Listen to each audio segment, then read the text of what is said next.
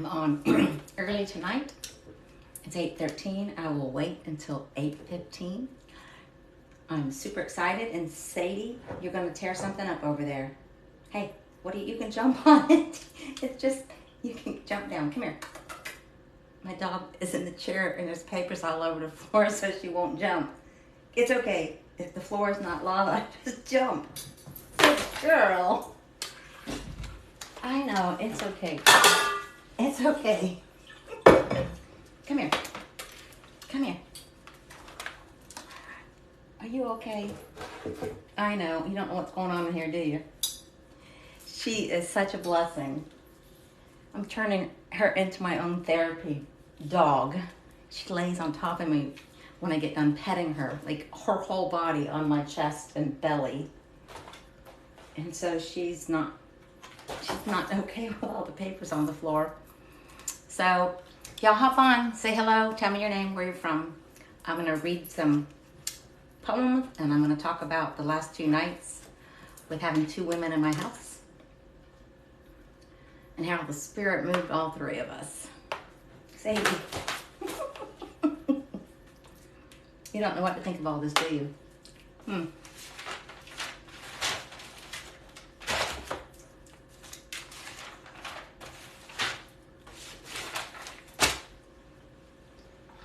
It's a hard time seeing here.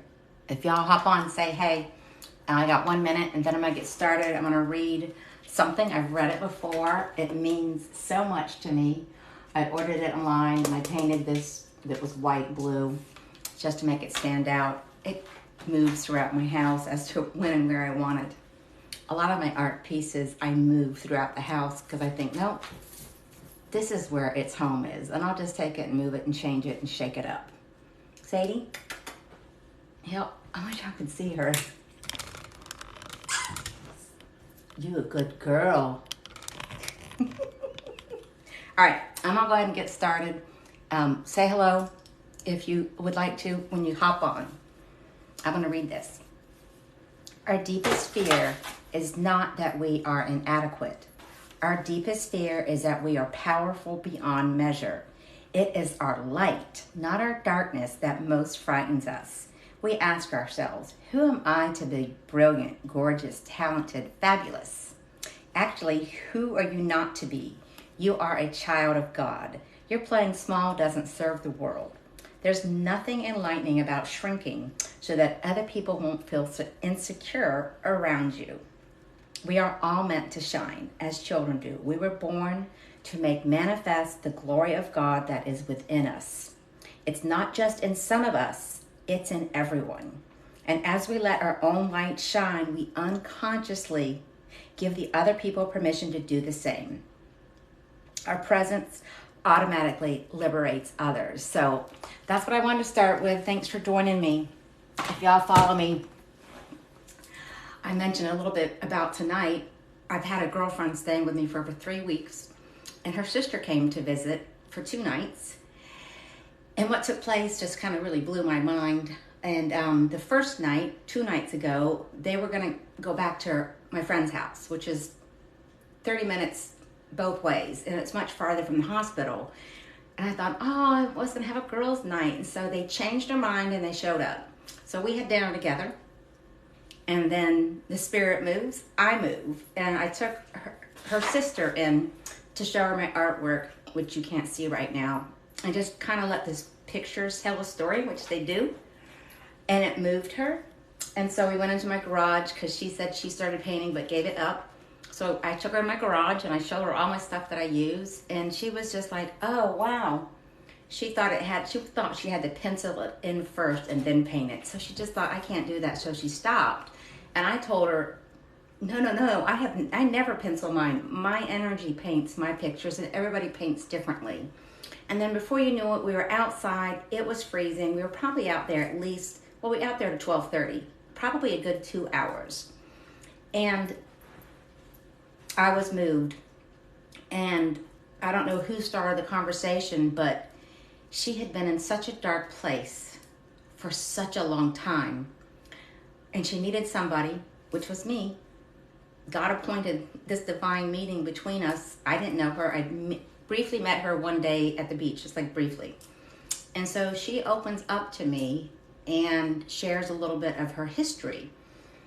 And then the next night, she wasn't there, and my friend, her sister, and I talked about what took place. And so these 2 nights back to back, just, it's going to take too long to do tonight, so I'm going to start tonight and I'll finish next time. But she shared about a closet. She was an alcoholic for 30 years. She's been married in a dysfunctional marriage for 45 plus years, so controlling, so domineering.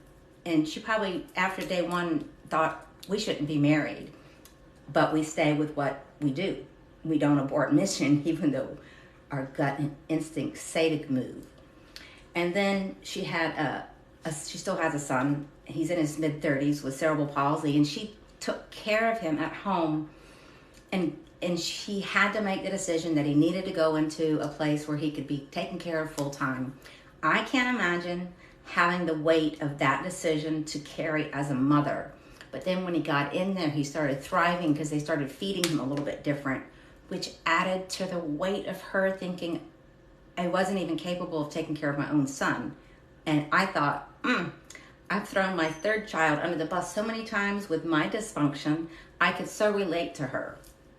And so she talked about that, and alcoholism, closet smoker, and a most recent, very traumatic accident, which her sister had already shared with me. And I was just like, oh my goodness. They were in an accident, car flipped, I don't know how many times, and landed in a pond of water. They had to be rescued and cut out of the car while the water's coming up. And her husband's had to be in the hospital. He was pretty banged up, but she evidently, like, no physical injuries. And then she was like, people just tell me that I should just pull this. It used to be better. Like, you didn't die, and like, you weren't scratched. So why are you acting sad or something? And so she shut down so tremendously in those 3 months. And I said, no. I understand what it means to have something traumatic, like when I was in the hospital, and the same thing happened to me. People want to come at me like, well, at least you didn't die. I'm like, yeah, but that's not my perception of what I just went through. And they're like, well, you could have had your limbs amputated. I'm like, but I didn't. And so I understood what she was saying. I said, girl, you get to be sad, mad, angry, frightened. How could you imagine the trauma that stays trapped in your body because we don't know how to process it? And we think we have to stuff it, which manifested to numbing addictions, alcoholism, whatever your drug of choice is, it's many, that we go. I'm going to talk about these 3 spaces that we're in. This being a space of our past and darkness. I've lived there for most of my life. And here's reality. You got to come out of here to live in here. But when you come into here, it's reality that you've been avoiding, and you get in here and you're like, oh my gosh, my life sucks. Or whatever it is that is weighing you down over here. You go back and forth between hiding in the dark from your friends, and then you go over here to reality, work, school, other things, and it's so intense the longer you go back and forth, back and forth, back and forth, back and forth, back and forth, back and forth. It's exhausting. It's exhausting. And why is it exhausting? Is because when we come out from here to here, we act like we're fine. And so we show up looking like this with a mask on. Well, how are you? Well, my goodness, my marriage is fabulous. My kids are fabulous. Oh, hold on. And then my kids are like excelling at work. Oh, and I'm the PTA president. And oh, I just got this voted. And oh, look at me. Which all those could be true.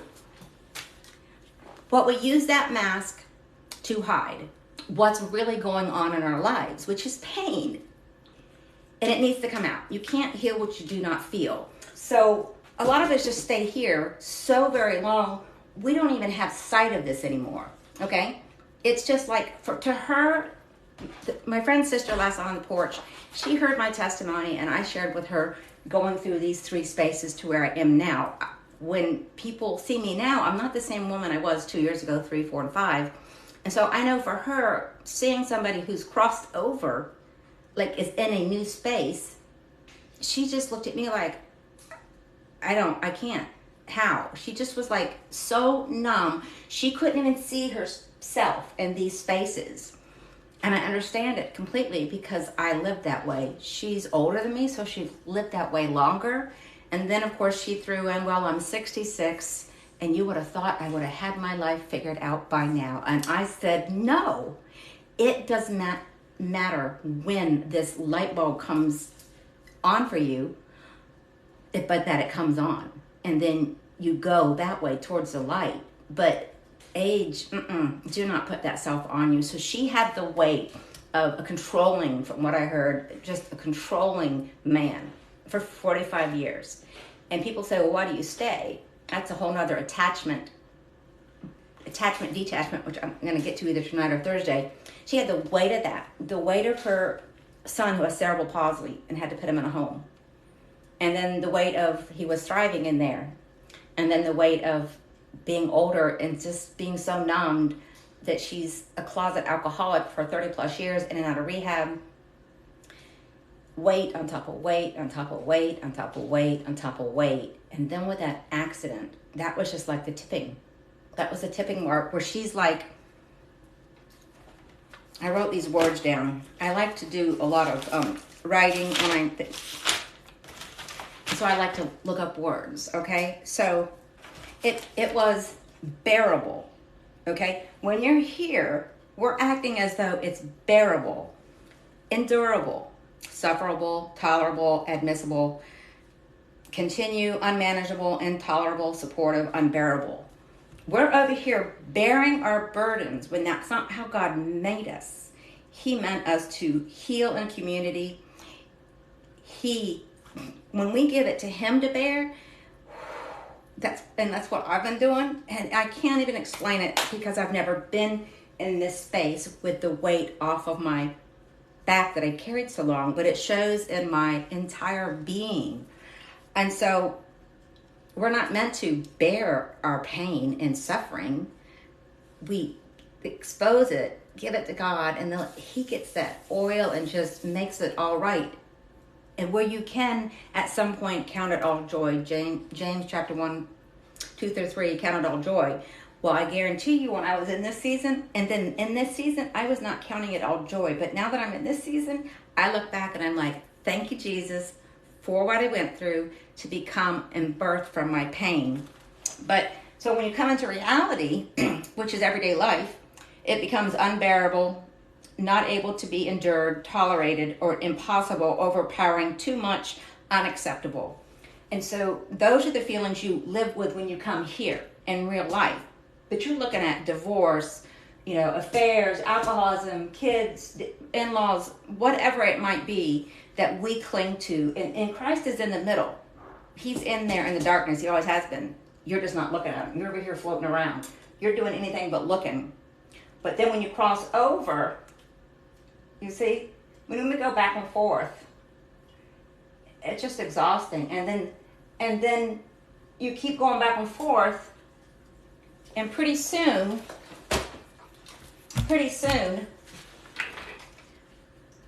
you're in one big space of darkness, okay? You've gone back so much that now there's good in this whole picture. There's good and bad in everybody's life, but you have now just engulfed two circles with, and that's, oh my gosh, it looks like a little person, 2 eyeballs, that's supposed to be Christ. But now you're living in a bigger darkness, because when you got to this circle, it was more than you could take, so you reverted back. And then some people stay here and never leave. My father was one of them. He did not get healing and hope and joy and forgiveness before he passed, and that breaks my heart. A whole other talk. So now you're here, and so this past 7 years, I stayed in this area, okay? For 7 years. God was doing so many wonderful things in my life. I've never worked with markers before, so bear with me. And yet God was doing all this while my darkness and my troubles were going on. And His color covers over all of our pain and the suffering we go through. He's there covering us, okay? And for my middle, that looked like my marriage ending after 30 years, which it needed to. My illness, nearly dying, dating men that were inappropriate, where I lost a lot of money, many surgeries and other hospitalizations. That was painful. And I couldn't understand that there's two at the same time. There's all the wonderful things God is doing. He's putting layers. There's layers. But there's also things that we have to heal from. And they happen in the same being, in the same woman. And we want to hide that woman from the world. What if I were to show up on the porch with this precious woman who was so brave to share her story with me? She didn't know me from Adam, and I'm so proud of her. But what if I came to the meeting from this space? If I was in this space and met her, my light, I can't even see my own light, because look at my darkness. That's all I see. So how can she see my light? Even though I'm over here, if I'm over here, this is how I come to the meeting. Where's my light so that she has a seed of hope if I cannot be where I am authentically me? Y'all understand that? And so I am over here now, and I've tried to explain this on many of my videos, but I'm going to show you in my painting as to what happened. There's red things going up there. Anyways, okay, so what happened last October? What I thought, this space right here, I'm going to have to learn how to get this done. This space from going here to here, okay, I had this, I thought I was done. It just went back to darkness, but I was all the way over here. And I wasn't going back, but I was stuck because I was still attached to this, okay? And so when I got here, which was the year and a half before TikTok, a year and a half before last October, I was done. I was done. As in, take the bullets out of my gun, done. I don't think I would have done it, but all I saw was this big picture. I didn't see what Jesus was doing, understanding it. I saw what he was doing. I was feeling what he was doing. He was healing the marriage, the illness, losing 19,000, losing 24,000, more surgeries, more surgeries. Sorry, Sadie. But I stayed there, and it wasn't until recently I heard, I don't know, I hear so much from different people that I soak in. I take stuff from everybody. But I was in transition. It wasn't, I thought I was bad. I thought I was losing. I thought, Jesus, I just don't get this. You've done all these things in my life, so why am I in this dark space? I was transitioning. I was leaving a lifetime of pain, but I hadn't yet sprung over until last October. And I was able to paint this to try to even understand what I went through. What happened when I view it like this. This is how my mind works. This was the pain I was attached to, okay? And then I added this pain. But then when I came over here, when I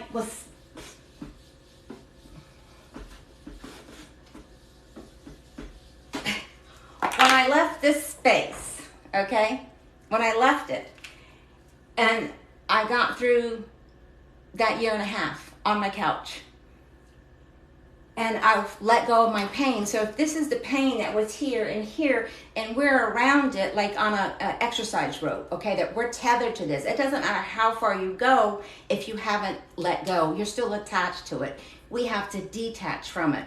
And that's what I did. But because I was in this victimhood mode, codependency mode, and not having a voice mode, and the list goes on, I just let go. I let go. As in, I just let it go. And I felt like I was flung into this space. And let me tell you what, that space can be scary. And I'm thinking, how can it be scary? It's beautiful. This past year has been a thing of beauty, but I can't even describe it because I've never been here. This space is new. It's open. It gets to be written by me. But it's still scary because I don't know what's going to happen. But I know that God does, and He's already walked it for me. He is molding me and shaping me and equipping me to be a vessel, to be a seed of hope for you. That's it. That's all my job is a seed of hope. God does the rest. And I know me of 20 years ago was at a Women of Faith weekend, and my pain was so unbearable. I couldn't tolerate it. It was impossible. It was overpowering. It was too much. It was unacceptable. But God overpowered me. And my son's 24, so 23 years ago, 22 years ago, I opened my heart for as long as I could bear. And I wept when this one song was playing. I'm talking shoulders going. My girlfriends are like, Sharon's life, she's got it all going on, and she's over there falling apart. And I'm hot now, so these are awesome. But I closed my heart back up because my pain was unbearable. But yet I endured it. I tolerated it. I let it continue. It was impossible, overpowering, too much so that I had to close my heart back off. And when you have a closed heart, you're truly not living and you're not receiving, because we put the wall up and the mask up, which blocks love from penetrating our every being. And so the next day, my good friend and her sister woke up and they came out, and I know I got to learn to tone it down. And I have high energy, and God's working on me to be around certain people. I have to, what do you call the audience? See the audience, see who it is you're talking to, which will then generate how you are with your approach. And I'm gung-ho right now, so I need to pull it back. And so, because this woman is just like, who is this person? I keep bebopping all over this house and painting and talking joy and happiness. Like, I know, because I'm her, she's me. I was where she is, where she will not continue to be. She got up the next morning and said something about she was being stupid. I'm like a little drill sergeant. If I'm going to life coach you, we're going to do Zooms together, I'm going to stop you the minute you say that you are stupid. And I said, stop. And then, of course, she's frightened by my presence. And I'm like, and then she immediately said, I'm sorry. And I'm like, no, you're not. Do not say you're sorry for being human. We as women say, I'm sorry for this room being a mess. I'm sorry that I have a spot on my shirt and I'm in front of TikTok. I don't, but I'm just making it up. And so then I sensed it. I sensed my energy was too much for her. And she was just like, okay, I don't need to be chastised, even though that wasn't my intention. And I don't think she felt that the whole day. So my friend comes home last night and we talk about her sister and what happened after our counseling session on the porch. I said, well, how was she? She goes, well, we went to breakfast together and our waitress came up and said he was sorry for and she said, no, you don't have to say you're sorry for being human. And I'm like, ooh, wait, one lesson, and she got something from it. And then they went to the hospital with my friend's husband, and he said something. And she said, no, do not say you're sorry. That's what Sharon told me last night. That's what Sharon taught me. So my girlfriend and I stayed up last night. I wish I would have recorded her and I talking, because what transpired, which I'll get to the next time because it's too much to even share with, but it started there with her sister, and then we went over her life. And Melinda's like, I didn't know she was sharing all that with you. And so Melinda and I just went through her marriage, my ex, her condition, and her sisters, and how we're all the same, and that yet we're all differently unique. And then we just went down so many alleyways that I took notes, but I'm going to talk about it at another time. But that they were raised with guilt, which now when you learn, take the time to understand why your friend is the way she is, then you go, I get her now. And so, and I told her, with her sister and herself and me and my ex, I wasn't hearing what he wasn't saying. I wasn't hearing what he wasn't saying. I wanted him to be saying this about me: I love you, I cherish you, I adore you. He never said that. But his actions spoke loudly, which I don't going to go down that list, but his actions showed me. But I didn't believe those. I believed the words he never said to me, which is an illusion. It's an illusion that I kept going because I longed, because my attachment had already attached to him. It wasn't that I didn't want him, but I wanted him to want me.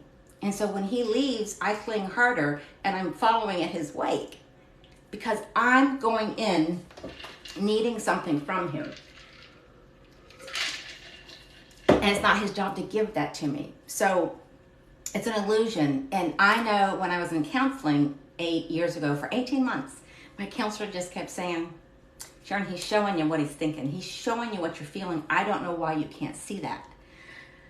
And it just, I think it becomes unbearable at that point when you've spent 34 years with an illusion and that you both don't even like each other. And it was started out on the wrong foot to begin with, but you stay in it, which is a whole nother topic of why we stay there and hoping that they'll change, hoping that they'll love you, hoping that they'll like you, hope that they want to spend time with you, or vice versa. And so that just brought me to a whole nother level of understanding attachment and detachment. And how my upbringing with my dad started me being frozen and wanting something from a man, which women always do that if they don't have their father. Not always, I can't say always. And it's always in form of abuse. And that's what I knew. And so that's what I drew to me. And then when I was in it, like this past 4 and 5 years ago, as a grown woman, as a 2-year-old, I am still in 2 abusive back-to-back relationships. And I will go one day and will always share those relationships that shame kept me in. Because I'm like, I know I shouldn't be here. I wasn't there. My heart and soul, they were long gone. They were long gone. And so this shell of a person that was in Vegas in that room, frightened for her life, he had already been hit up with domestic violence. Shame kept me there. Shame kept me in a place where I could have been killed by this man. Just like that. He was like a sniper in the war. He had PTS. I mean, he was blown up to pieces. He's stitched back together. And I mean, if I were to show a picture, and my friends would just go, there is no way that you, Sharon, are with that man like that. And I was, but I wasn't. I wasn't there. But the little bit that was there of me stayed there because that's all I'd ever known. And I was frightened so much. I froze because I learned how to freeze in front of my father, in front of men, and I freeze. The inside of me is screaming at myself to move, run, go downstairs and get help and get on a plane and go home. Call somebody. Then they'll know what I did. And I don't like what I did. And now I'm just going to bear it. I'm going to grin and bear it. Where's my words? And so you're not meant to live with that. But I did. I tried to bear that weight of shame and guilt and remorse and regret. And how could I have gotten into that position that I did? And then if you want to talk about cycles of women that they go through, I barely came up for air here where that middle circle was. I came up from air for 2 months and went right back into a second abusive relationship. I mean, I was just like, I've had the problem of wanting to be wanted. It doesn't matter that I don't want you. I just need you to want me. Say it again. It's not that I want you or like you, but I need you to want me. And so that's what keeps women, at least me, in abusive relationships. And then here's what we're talking to ourselves about, and then it's self-perpetuating. In here, to our mouth, to our ear, to our heart.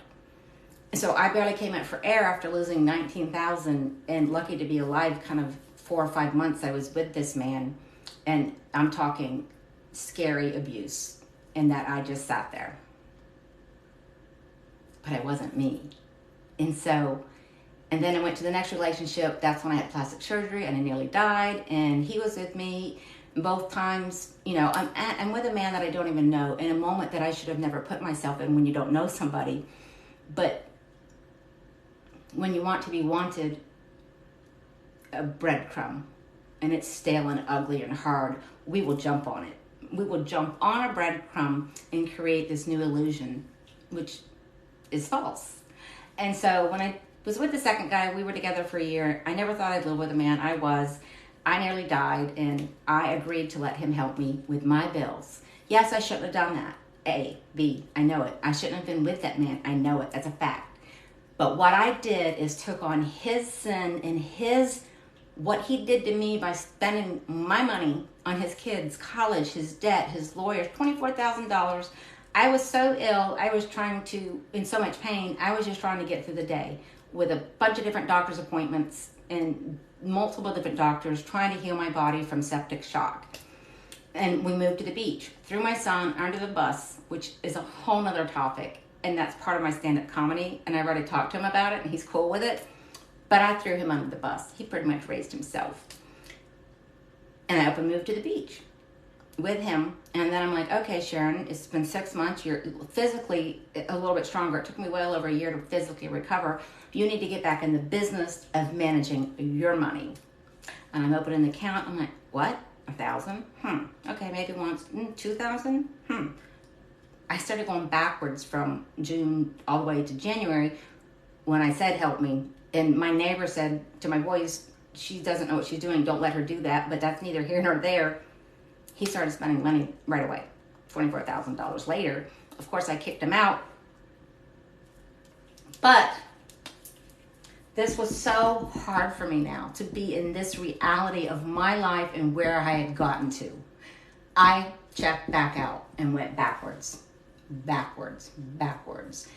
Those two events, those two men back to back, nearly took me out. It was more than I can bear, but I tried to endure it. I continued it. And even though God was doing all this stuff in me, and that was bringing me to the point of my girlfriend's sister on the couch last night, I know what it feels like because I lived with it, but I hid it. I did not grieve those two experiences until this year on my bike. I've been biking for a year and a half now, over that, 3 times a week. I was out there today by myself. My biking for 2 years, I started crying because I was listening. Now I'm trying to soak it up from God because he's taking me back through my life and he's showing me how he's spinning it and he's going to use me to help other people. But I can't. I guess I backed out when I first started doing lives because I was still grieving and weeping in another season of crying. They were different tears, but I finally felt what I felt when I was with both those men, which was horror and terror and shame. But when you hide it, you don't heal it. It festers and it grows and it will eventually explode. And the time I spent on that bike trail, God basically rewrote my story. And he's like, all right, now you're ready. Now you're ready to begin your speaking. The season I was with my girlfriends, when my brother passed, here's my friend coming in. And anyways, I'm going off track. That's okay. I was hard on my friends. I was beating the out of them verbally because that's what I was doing to myself. And when I would see a woman in the beginning of trying to exit a marriage, I came at her like, I didn't do it, so I need to tell you to do it. And I'm punching them. Like, that's not what they need. That's not what a woman needs, is for another woman to say, here's what you need to do. With that, I had that anger still at me, which is projected onto them. And I had a beautiful moment last night with my girlfriend that just walked in.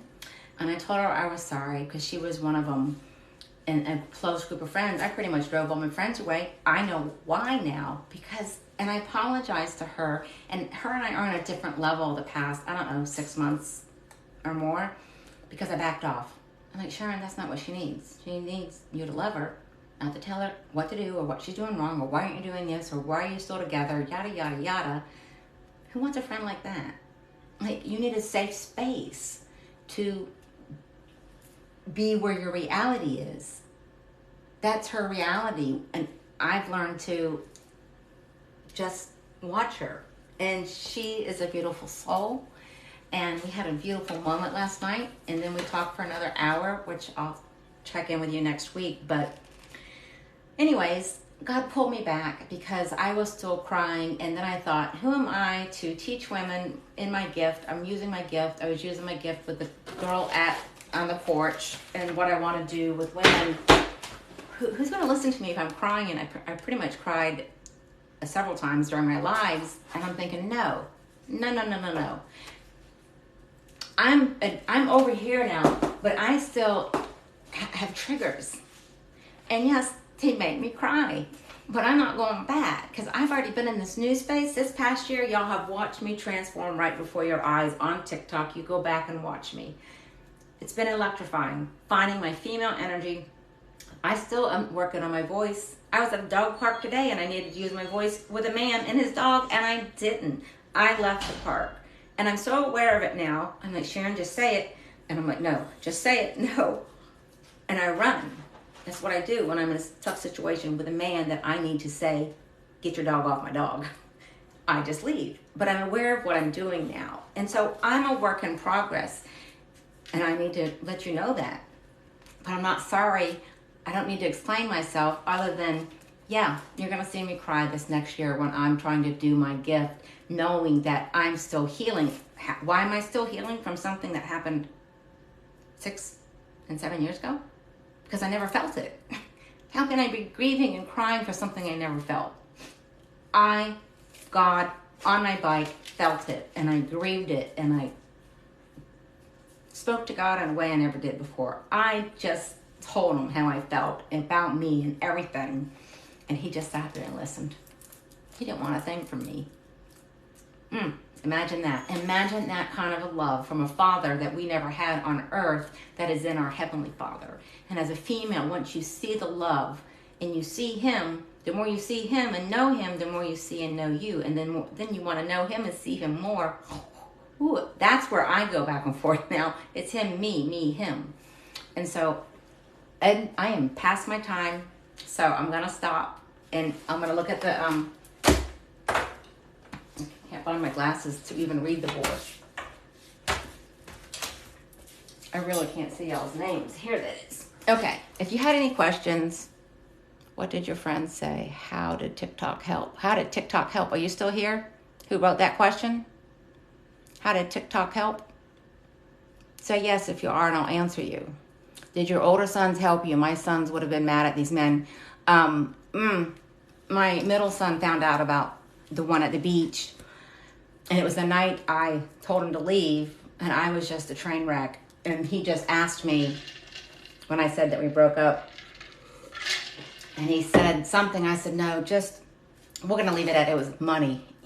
I've never heard my son talk to me that way.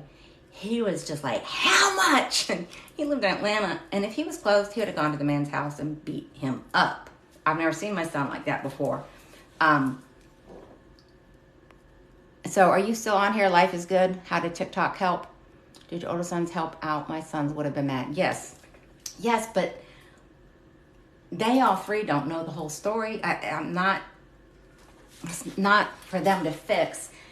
But what excites me, so many things excites me. I get low, hoo-hoo, because everything excites me now. But one day when I get on my story on YouTube, I'm going to break it down into maybe 4 different YouTubes, and my sons will hear my whole story. They don't know my whole story, you know? It's not something you walk around telling people.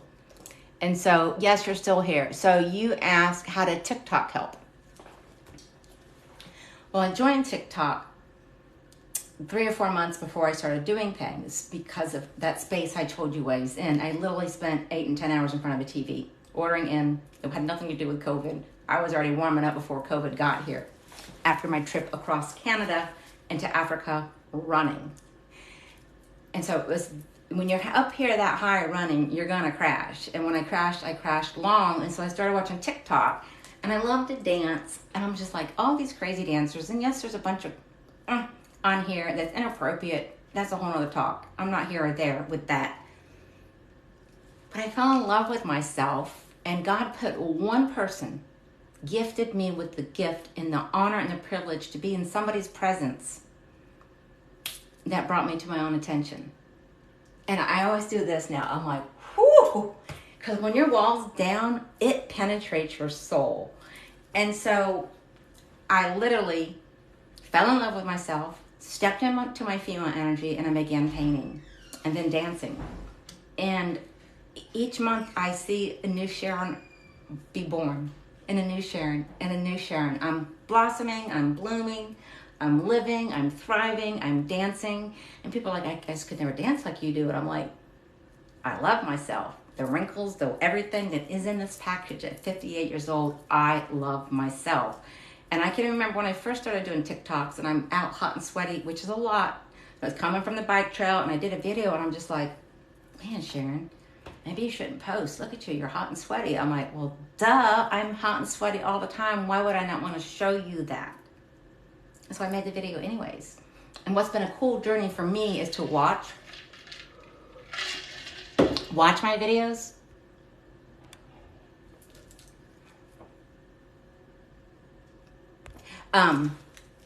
Sorry, when I read that, I get my train of thought off to the videos. So I'm just watching myself and I'm like, dang girl, you are so funny. And I'm like, dang girl, check you out. You are glowing. And I'm like, dang, my new word was dang girl. And that's what I teach women. And I taught her on the porch and we stood up in front of the mirror and I made her and I were looking at the glass reflection. And I'm like, you need to say dang girl. And she was just like, I said, just say it anyways. And she did it. I'm like, girl, look at you over there. You got it going on. She just started winning me. And I could tell in an instant. I looked at her. I'm like, do you feel different? She goes, yeah, I kind of do. And it's a whole thing that's really so cool to try to describe. Feels like I was plugged into a light socket. That's all I can say. And your female energy is so powerful. And it will draw a different type of man to you when you're in your feminine energy, because I'm no longer striving and proving and earning and trying to woo somebody or win somebody into my corner. I finally live as me without the mask on. And so, does that help? Thank you for sharing your story. Tara, I'm so grateful that a friend of mine is on here talking to me from, I had her kids on the playground and she just moved. But anyways, she reached out to me and Tara, that was brave and courageous. I had no idea, and thank you for reaching out to me, and we're going to get together and have a private meeting. And so that's how God works with the light in women, that you, in the thing, it says, and as we let our light shine, we unconsciously give other people permission to do the same. As we're liberated from our own fear, our presence automatically liberates others. And so I find it an honor, a blessing, and something that I prayed for. And so thank you for reaching out to me, and I can't wait to get together and have our chit chats, and maybe we can do it once a week, because there are so many women that are hiding, that need help. And so I just hope to be a little ray of sunshine and hope, and then God does the rest, because we all need different things. So thank you. Keep blooming. Thank you, Bianca. I hope that answered your questions about TikTok. And I watch my videos, and I've gotten off watching. I don't scroll through it because I don't have time, but I look at my videos and I'm just like, dang girl, who knew? Who knew that living in this new space was so exciting? And at 8 years ago, it was frightening. I couldn't see it. I couldn't see this. I couldn't. And now that I'm here, I walk by the mirror, I'm like, who are you? It's like meeting myself for the very first time with my mask off. And so I thank y'all. I'm going to check out. I'm way past my time limit. I love you, ladies, and I'll be checking in with you soon. And thanks for showing up. We'll talk to you later. Bye.